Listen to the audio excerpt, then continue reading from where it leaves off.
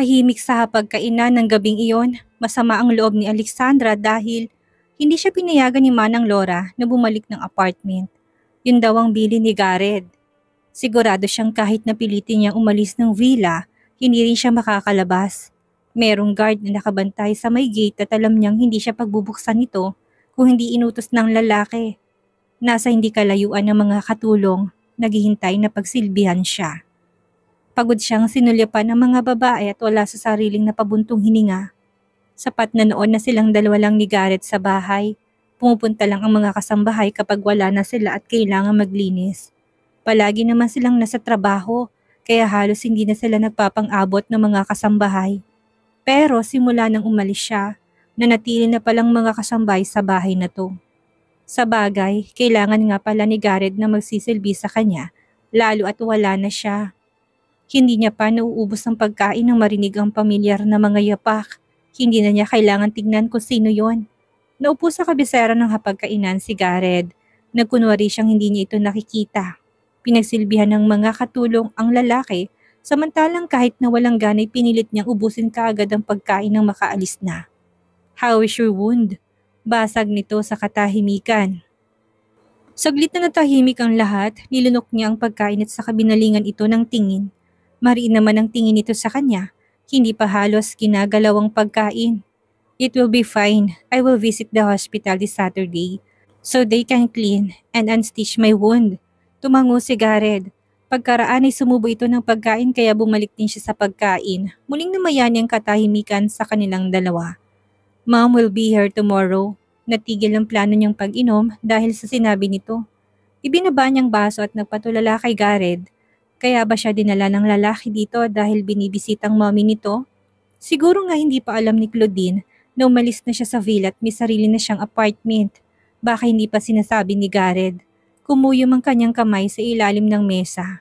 "That is good, so I can tell your mom about us." Tumuwid ang pagkakaupo ng lalaki. "What about us?" Malamig nitong tanong. Inabot niya ang tubig at pinangalahatian iyon. Sa kanya muling binalingan ng tingin si Gareth. "I'll try to explain everything to your mom so she would let us file for divorce." Naibaba nitong hawak na kobyertos. Nagtagis ang bagang ng lalaki at inabot ang baso ng tubig para uminom. Binalik niya ang tingin sa pagkain na malapit ng maubos. Pero wala na talaga siyang gana. "Are you really that excited for the divorce?" Malamig nitong tanong. She scoffed. Hindi ba sila ni Natalie ang sobrang excited para sa divorce? Hindi siya sumagot. Muli siyang sumubot, hindi na sana planong dugtungan ng kanilang usapan nang magsalita muli ang lalaki. "Natalie went to your apartment this morning. What did she tell you?" Natigilan siyang muli. Ibinalik niya ang tingin sa lalaki at napansing seryosong mga mata nitong nakatingin sa kanya. Bumigat ang kanyang dibdib. 4 years, she had loved this man. Madalas na magdiwang ang kanyang puso kapag nagkakasabay silang kumain sa hapagkainan na ito. Madalas niyang sulyapan ng tingin si Gareth kapag kumakain sila dahil hindi siya makapaniwala ng dating pangarap lang ay nagkatotoo na. Hindi niya naisip na darating sila sa puntong ito na bawat sulyap niya sa lalaki masakit sa kanyang puso.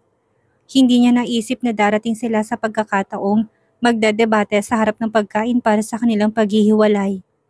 Hindi siya nakasagot sa tanong nito. Paano nito na lamang pumunta si Natalie? Sinabi ba ni Manang Laura? "What did she do to you?" Muling tanong ni Gareth. Mapait siyang ngumiti. "Why don't you ask her that?" Sarkastiko niyang tanong. Nagsalubong ang makapal na kilay ni Gareth. Hindi nagustuhan ang paraan ng kanyang pagsagot. Nagkibit siya ng balikat. "I thought you sent her to see me."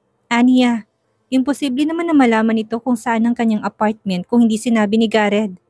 "I didn't." Agap na sagot ng lalaki. Tumayo siya. Hindi na tinapos ang pagkain. "This is exactly why I hate to live here."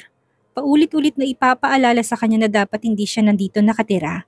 Kung ang dahilan kung bakit dinala siya dito ni Gareth ay dahil sa mommy nito, hindi na dapat to nag-abala. Bukas ay sasabihin na niya kay Claudine ang plano nilang diborsyo at sisiguraduhin niyang mapapapayag niya ito. Kung pwede niyang gamitin ang katotohanan na sinagip niya ang buhay nito para lamang pumayag na maghiwalay sila ni Gareth ay gagawin niya. Ilang hakbang pa lang ay hinaklit na ni Gareth ang kanyang braso. Magkasalubong ang makapal nitong kilay. "Is this really what you want, Alexandra?" Galit nitong tanong.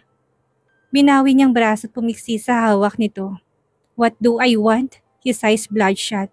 He looks frustrated over something. Nagtagis ang bagang nito at mapait na ngumiti. I can easily manipulate your boyfriend's company. Banta nito. Natigilan siya. Tinitigan niya nagliliyab na galit sa mga mata nito. He cannot offer you anything. Dagdag nito. Tinulak niyang dibdib ni Gareth, ngayon ay tinapatan niyang galit nito. Alam niya kung sinong tinutukoy nitong boyfriend niya. Ano bang problema mo? She shouted angrily. Ano ba talagang gusto niyo? I'm trying my best to cooperate for this divorce. Hindi ba't itong gusto niyo? Ang mapabilis ang divorce? Umatras siya.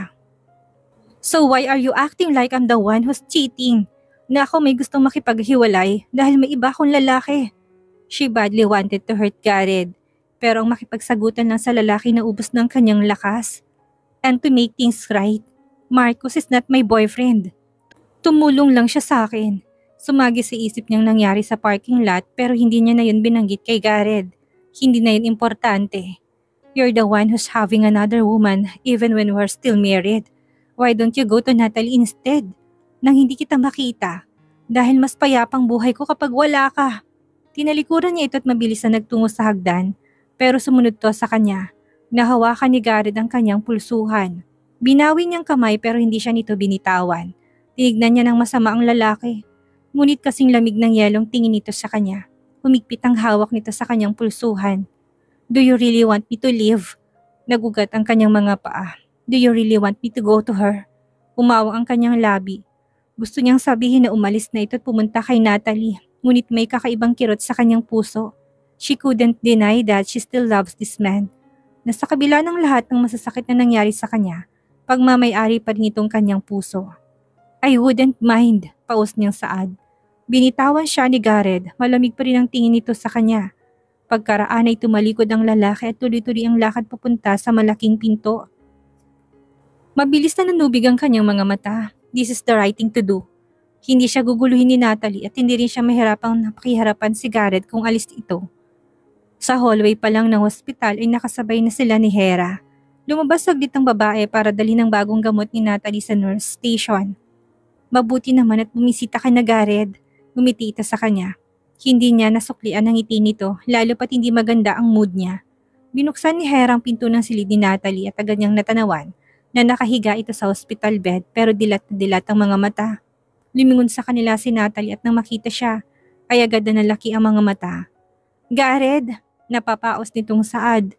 Naglakad siya palapit sa babae samantalang pilit naman tong bumangon. Inalalayan ni Hera si Natalie dahil nahirapan tong makaupo.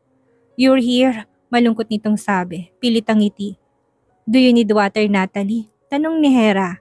Tumango ng marahan ng babae. Binigay ni Hera ang isang basong tubig at pinangalahatian naman nito yon. Thank you, Hera. How do you feel now? Tanong niya sa babae. Nanatiling pilit ng ngiti nito at pagkaraan ay bumaling kay Hera. Why don't you bring him coffee, Hera? Mabilis na tumango ang babae. Yes, of course. Umalis si Hera kaya naiwan silang dalawa. Maputla ang mukha nito at parang mas lalong nanghihina.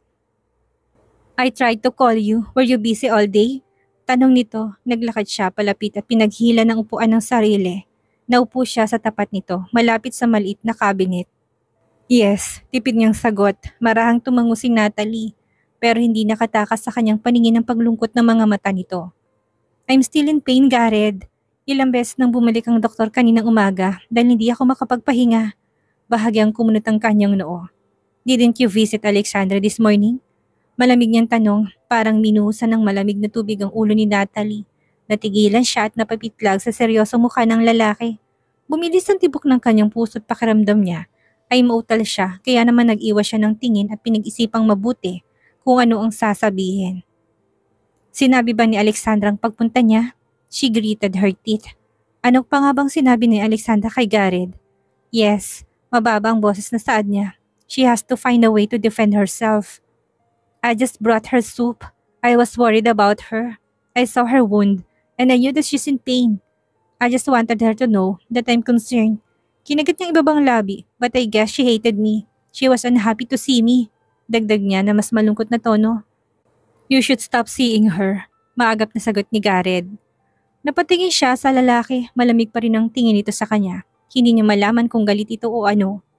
Pero base sa nakikita niya, hindi ito natutuwa sa ginawa niyang pagbisita kay Alexandra. Garrett, I don't have any bad intentions to Alexandra.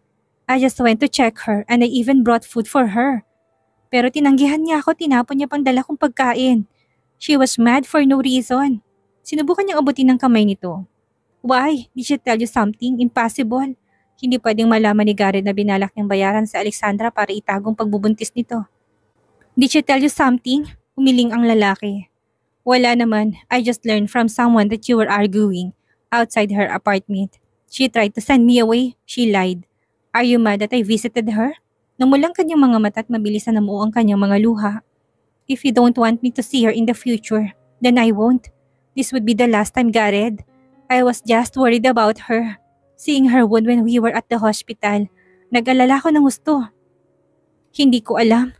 Bumagsak ang isang luha sa kanyang mata na mapapasama pa ako sa ginawa ko. Kagaya ng inaasahan niya, nakita niyang paglambot ng ekspresyon sa mukha nito. Nagtuloy-tuloy ang peke niyang pag-iyak hanggang sa lumapit na to't naupo sa gilid ng kama. I'm not mad, Natalie. Pang-alo nito. Sinubukan nitong palisin ang kanyang mga luha. I just want you to stop seeing her. It's not good for your health. And you don't have to worry about her. Umiling siya. Gusto niyang makita ni Garrett na tanging kabutihan lamang ang hagad niya para kay Alexandra. Hindi ko naman pwedeng baliwalain si Alexandra. She has been good to you. She was there for you when I wasn't there. I still felt guilty. At least through this magagawa ko siyang pasalamatan. Naging malamig muli ang mga mata ni Garrett. He's obviously hiding something from her. Parang may sinusupil tong emosyon na ayaw ipakita sa kanya. Bumukas ang pinto ng silid at pumasok si Hera na may dalang kape galing sa bukas pang cafe sa labas ng ospital. Nang makita nitong umiiyak siya ay nagkumahugto palapit at binaba sa side table ang kapeng dala at inabot sa kanya ang panyo. Natalie naman, kasasabi pa lang ng doktor na bawal sa'yo maging emotional pansamantala. Hindi ka na nga natulog ng maayos kagabi, hindi ba? Inabot ni Natalie ang panyo at nagpunas ng luha. Bumaling si Hera kay Garrett. She's been so emotional, Garrett. Mas lalong nagiging mahina ang katawan ni Nat. Lalo pat nihirapan siyang makatulog dahil sa dami ng kanyang iniisip. Ayaw naman sa akin makinig kahit na pinagsasabihan ko na. Sumbong nito. You didn't sleep well last night? Kumunot ang noon ni Garrett, marahang tumango si Natalie. Masakit ang buo kong katawan. Nagtagis ang bagang na lalaki. I'll talk to the doctor later. Kinagat ni Natalie ang ibabang labi. Wag na, Garrett. He would just tell me to stop overthinking. What's bothering you? Seryoso nitong tanong, umiling siya. Wala naman. You should tell me, Natalie. You can call me anytime. You're my responsibility now. Parang hinaplos ng mainit na kamay ang kanyang puso dahil sa sinabi nito. Ayaw kitang maabala. Kumunot ang noon ni Garrett. Hindi ka abala sa akin, Natalie. Siya na nga rin ang sabi ko kay Natalie. Kailangan niyang maging totoo tungkol sa nararamdaman niya. Hindi yung pilit niyang iniinda. That could get worse. Singit ni Hera. Hera, awat niya. Ngunit hindi ito nagpapigil. Saka si Garrett na mismo nagsabi na hindi ka naman abala. Responsibilidad ka na niya. Bakit ka pa mahihiya ay magiging mag-asawa na rin naman na kayo? Kumabog ang kanyang dibdib dahil sa sinabi ng babae. Napatingin siya kay Garrett at umaasang magsasalita ito pero tumayo ang lalaki. I'll talk to the doctor about your medication. I'll be back. Saka ito tumalikod at naglakad paalis. Parang gustong iwasan ang mga sinabi ni Hera. Nang makalabas ng kwarto si Garrett ay parang siniliban. Ang mumunting saya sa kanyang puso't natupok yon. What was that? Galit niyang tanong, naguluhan na tumingin sa kanya si Hera. Did he just walk away after you mentioned that he would be husband and wife? Nat, huminahon ka. Lumapit si Hera, tinawakan ang kanyang balikat. Tiningti niya na masamang babae, mabilis naman tong tinikom ang bibig. How can I calm down ni Hera? He just walk away like that? Hindi pa nga siya nag-iisang oras ay umalis na kaagad. Huminga ng malalim ang babae. Hindi ba babalik din naman siya? Yun ang sabi ni Garrett. Shut up. She fired back. May pakiramdam ako na hindi na babalik si Garrett. Aalis na yon. Umiling si Hera. Pilit siyang kinukumbinsi. Calm down, okay? Baka mamaya biglang bumalik si Garrett at makita ka sa ganyang disposisyon. Natigilan siya dahil sa sinabi nito. Totoong galit siya at mahirap siyang mapakalma. Pero dahil sa sinabi nito ay parang nahimasmasan siya. Kinagat niya ang ibabang labi at nanubig ang gilid ng kanyang mga mata. I feel so tired, Hera. Naiyak niya sabi. Ang totoo ay mas lalo siyang nagiging emotional dahil sa ilang gamot na ininom na kahit na wala naman siyang karamdaman. Alang-alang kay Garrett, tiniis niyang peking panggagamot sa kanya ng mga doktor at nurse. Lumapit ang babae at niyakap siya. Mas lalo siyang naiyak sa bisig nito. I'm scared that he might lose interest, Hera. Paano kung… Shh! Saway ni Hera. Alam na lahat kung gaano ka kamahal ni Garrett. He's so in love with you that he almost got crazy when you left him. Saksi ako doon, Natalie. Papalit-palit siya ng babae dati dahil pilit kanyang kinakalimutan. Why are you so bothered with her? Fake wife. Nagsitulong kanyang mga luha at lumayo sa yakap nito. Tinignan siya ni Hera. She's pregnant. Nalaglag ang panga nito dahil sa kanyang sinabi. Nakita niyang pagdaan ng gulat sa mga mata nito. The disbelief is so visible in Hera's eyes. Pero yun ang totoo. Sigurado ka ba dyan, Nat? Hindi makapaniwalang tanong ni Hera. Nagtagis ang kanyang bagang at marahan na tumango. That is why I went to her this morning. Mukhang nagsumbong si Alexandra. Nagsumbong kay Garrett? Yes, we talk about it. I lied. Nanghina niyang sabi. Naiyak na naman siya lalo pa ngayon na naalala niyang sinabi ni Garrett. You should stop seeing her. Anong ibig nitong sabihin? Palagi siyang nag-iingat. Iniiwasan niya na malaman ni Garrett ang mga ginagawa niya. Baka nagsumbong nga ang walang hiyang si Alexandra. Hinagod ni Hera ang kanyang likod. If that's the case, then we should be more cautious. Nag-aalala nitong sabi. Alam na ba ni Garrett? Umiling siya. Hindi niya alam kung sinabi na ni Alexandra. Pero may pakaramdam siya na hindi pa alam ni Garrett ang tungkol sa pagbubuntis nito. Hindi ko alam. Naiiyak niyang sabi, ngayon lamang binalot ng matinding takot ang kanyang puso. Paano kung tuluyan siyang iwan ni Garrett at piliin nito si Alexandra? Dahil sa bata, she cried harder. Niyakap siya ng mas mahigpit ni Hera at hinagod ang kanyang likod. What should I do, Hera? She desperately asked. The child should disappear. Malamig nitong saad. Alexandra could use it to have Garrett. Nagangat siya ng tingin sa babae, namumulang kanyang mga mata. Dahil sa pag-iyak, I tried to bribe her, Hera. Kulang pa bang 10 milyon para manahimik siya? At tigilan na kami ni Garrett. Naging matigas ang ekspresyon ng mukha nito. Garrett can offer her more. Kung isipin natin mayaman si Garrett at baliwalang 10 milyon. Namutla siya. Right, kaya siguro hindi tinanggap ni Alexandra ang kanyang suhol dahil may plano to.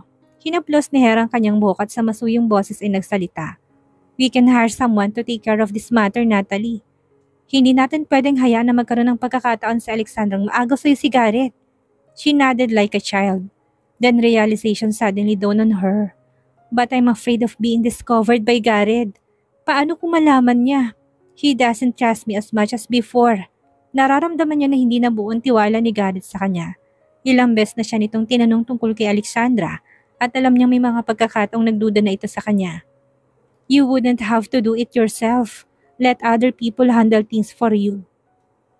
Hindi malalaman ni Garrett ang bagay na to. We have to keep this as another secret between us. Kinagat niya ang ibabang labi at tumango. Hindi siya kailanman binigo ni Hera. Matagal na itong nagsisilbi sa kanyang pamilya at alam niyang kahit ang buhay nito iaalay para masagip lamang siya.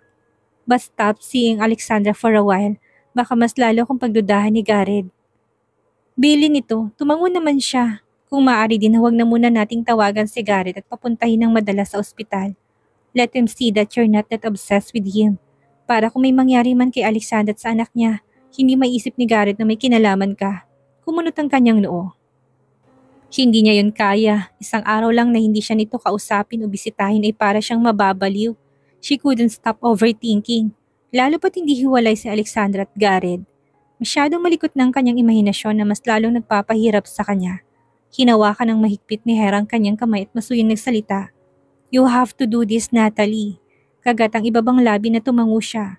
Kung yun ang paraan para mabilis na bumalik sa kanya si Garrett ay gagawin niya. Mabigat ang kanyang dibdib habang naghihintay na bumalik ito. Kalahating oras nang lumipas ay wala pa rin. Malamig ng kape nitong nasa side table pero hindi pa bumabalik ang lalaki. He already left, I guess. Kinuyom niya ang kamao. Maganda siya, matalino at halos walang kapintasan sa panlabas na anyo. Alam niyang kahit na sinong lalaki gugustuhin siya. Pero bakit hindi pa rin bumabalik si Garrett sa kanya? She's rich. Ang yaman niya ay halos pumantay sa yaman ng pamilya ni Garrett. Kung may bagay na babae kay Gareth, siya na yon. Hindi ang kagaya ni Alexandra na hampas lupa't walang may pagmamalaki. Bumukas ang pinto at kaagad siyang nabuhay ng loob. Ngunit napawi rin kaagad ang kanyang ngiti nang makita na babaeng nurse ang pumasok. "Where is Gareth?" agap niya. Lumapit to, may dalang gamot na naman ng nurse. "Umalis na, Miss Natalie. Kanina pa po," sagot nito. Parang bumagsak sa lupa ang kanyang puso. She was right. He already left. Hindi naman lang ito nagpaalam na aalis na.